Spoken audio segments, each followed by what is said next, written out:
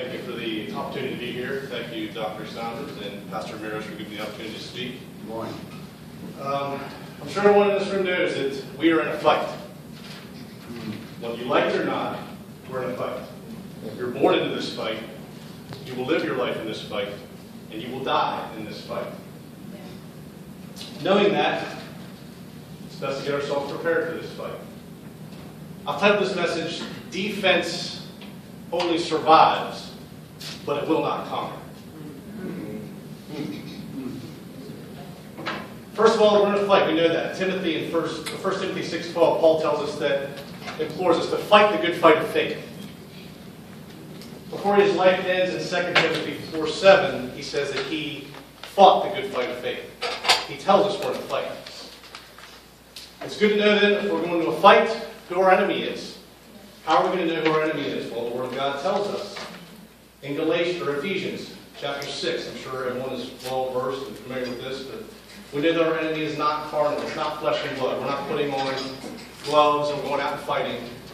We wrestle against, not flesh and blood, but against principalities, against powers, the rulers of darkness of this world, against spiritual wickedness in high places. Thankfully, the Word of God continues to want to tell us how can we defend ourselves. What do we do against this fight? We know the enemy's coming. We know he's coming with all he's got. So what do? We put on our armor of God. We put it on every day. And we should put it on every day. Every morning declare your armor, the breastplate of righteousness, the helmet of salvation, the shield of faith, your belt of truth, and your shoes with the readiness of the gospel of peace. When you have all these things on, just like a prize fighter, when you're going into know you're getting trained to be a fighter, or MMA, if you guys call that, one of the very first things you learn is self-defense. You learn how to defend yourself. And when your enemy comes at you and he sees you with all this armor on, he's like, okay, that person looks like, yeah, they look like they got good defense. How am I going to defeat them? And just like in a fight, we were not taught in a prison, we were taught how to defend ourselves. How to establish a defensive fight. And when people see that, they think, okay, this person knows how to fight. At least that's in their mind. That's at least what they know. But if you just stand there with your armor on, or just stand there with playing defense, and the enemy comes at you, eventually he's going to wear you down. If all you're doing is playing defense, that armor's going to get heavy. That armor's going to wear you down. How long can you carry that shield around and just play defense? Eventually, you got to pull out your sword. Come on now. Preach. I've not known one opponent that can be knocked out by playing defense. Come on. There's not one opponent in your face that you can knock out just by playing defense. That's good. Eventually, your sword's got to come out. What did Jesus use to defeat the enemy? The Word. That's right. The same weapon we have available to us every day. Amen. And it's even better now. We got 27 more books to choose from than Jesus did. It's even better. So when I hear people say things, and I hear this at work all the time, I don't have any peace in my life. I worry all the time about this and that.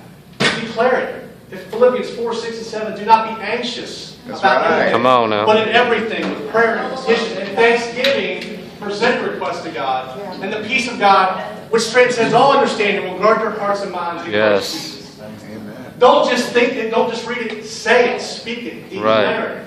Yeah. I hear people, they put themselves down all the time. I'm ugly. I'm too skinny. I'm overweight. I don't like the way I look. Declare Psalms 139:14. I am fearfully and wonderfully That's made. right. Well, I don't like my eyes are brown. Well, guess what? Your husband's going to love. That's right. Guys, I'm overweight. Maybe your future wife just wants a little more meat to come over. Be happy with your who you are. God made you that way. Use this.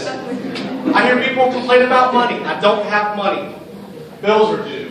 I have car payment due. Well, Philippians 4:19. My God will meet all my needs according to His riches and glory.